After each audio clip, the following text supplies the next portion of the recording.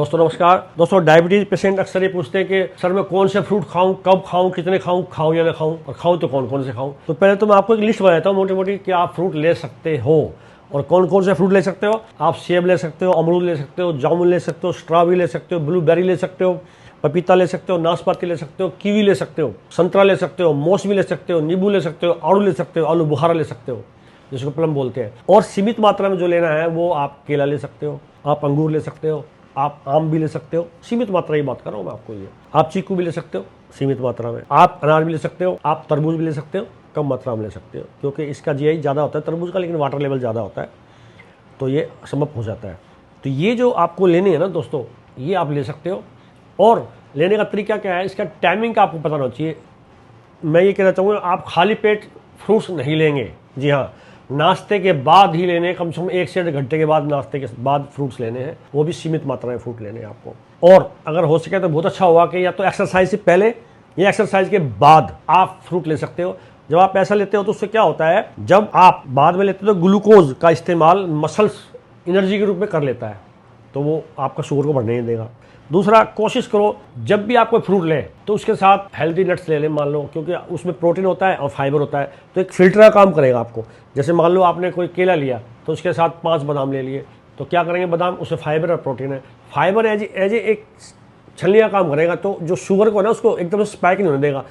जिस चीज़ छलनी लगी एक तरीके, तो उससे क्या होगा, जो ब्लड का जो चीनी होगी ना वो धीरे धीरे जाएगी ब्लड के अंदर, एकदम से स्पाइक नहीं कर पाएगी, तो फिल्टर लग गया एक तरीके से आपको। तो जब भी कोई फ्रूट लें तो उसमें सिनामोन का पाउडर छिड़क लिया, 5 बादाम भी ले लिए। ऐसा करते हैं तो आपको चिंता ही नहीं कि मैंने जी फ्रूट ले लिए थे जब से मेरी शुगर बढ़ गई है। ऐसा नहीं है, क्योंकि रिसर्च बेस के हिसाब से मैं अभी आपको बताने जा रहा हूँ कि फ्रूट हमारे लिए कितने फायदेमंद है, स्पेशली डायबिटीज़ में। और दूसरा, जूस नहीं लेना है फ्रूट का, आपको रॉ ही लेना है, और वो भी आपको उसके फाइबर के साथ ही लेने हैं।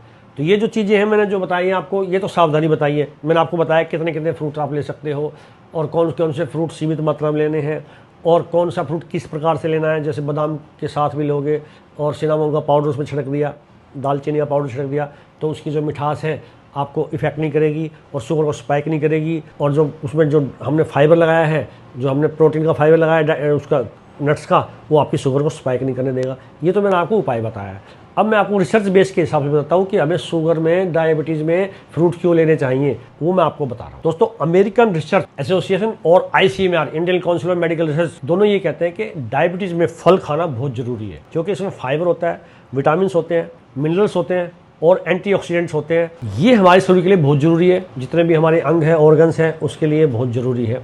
और इवन अंग तो हमारा पैनक्रिया भी है, उसको भी ये चाहिए। तो ये सप्लाई हमारे फल के थ्रू मिलती है, लेकिन लो जीआई वाले फल और एक सीमित मात्रा में, एक जो पोर्शन हो कंट्रोल पोर्शन होना चाहिए, ज़्यादा ना हो। और कई स्टडीज़ में भी पता चला है कि रोज़ाना 200 से 300 ग्राम फल खाना, वो भी जो लो जीआई वाले खाए हैं, उससे HbA1c पे हमारा कोई नेगेटिव इफेक्ट नहीं पड़ता है।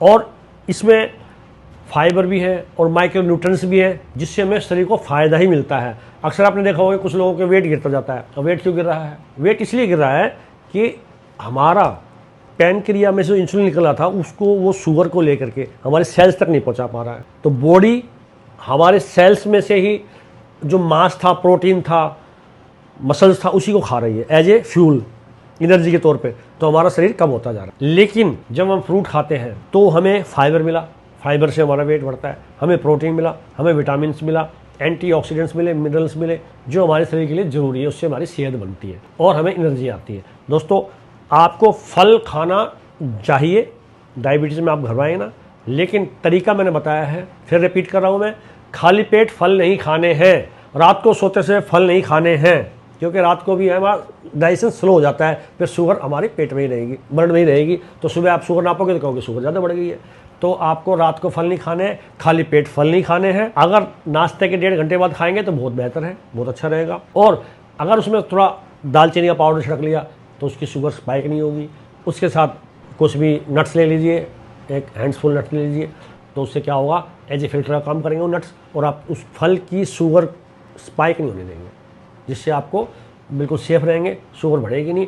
दोस्तों, ये कुछ उपाय मैं आपको बताता हूँ, आपके फ़ायदे के लिए बता रहा हूँ। ये वीडियो सेव कर लिया करें और चैनल को सब्सक्राइब कर लिया करें, ताकि भविष्य में देखिए बीमारी आ रही है, अगर हम उसको मैनेज कर लेंगे, ये हमें नॉलेज हो गई कि भाई डायबिटीज़ पेशेंट हूँ, मैं कैसे खाऊँ जी फलों को, आपको नॉलेज है तो बहुत अच्छा रहेगा। नहीं तो कुछ क्या करते हैं, सुबह उठते कोई फ्रूट ले लिया, रात को सोते से फ्रूट ही खा के सोए, बोले मैं रात को खाना नहीं खाता, मैं फ्रूट खा के सो जाता हूँ। वो गलत तरीका है। रात को फ्रूट नहीं लेने हैं आपको, रात को फ्रूट नहीं लेने हैं, क्योंकि रात को हमारा डाइजेशन स्लो होता है। फ्रूट तभी लेने हैं जब सूर्य की रोशनी हो, यानी कि सुबह नाश्ते पर भी नहीं लेने हैं, नाश्ते के 1.5 घंटे बाद लेने हैं। दोस्तों एक खुद जानकारी चीज़ मैंने आपको दी है, इसको फॉलो कीजिए और भविष्य में इसका फ़ायदा उठाइए।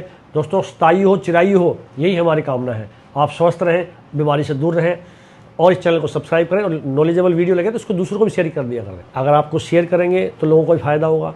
चैनल को सब्सक्राइब करेंगे तो हमें भी थोड़ा सा मजबूती मिलती है, मोटिवेशन मिलता है कि वीडियो बनाई जाए और आप तक पहुँचाई जाए। दोस्तों आज इतना ही, फिर मिलते हैं नई वीडियो के साथ। नमस्कार।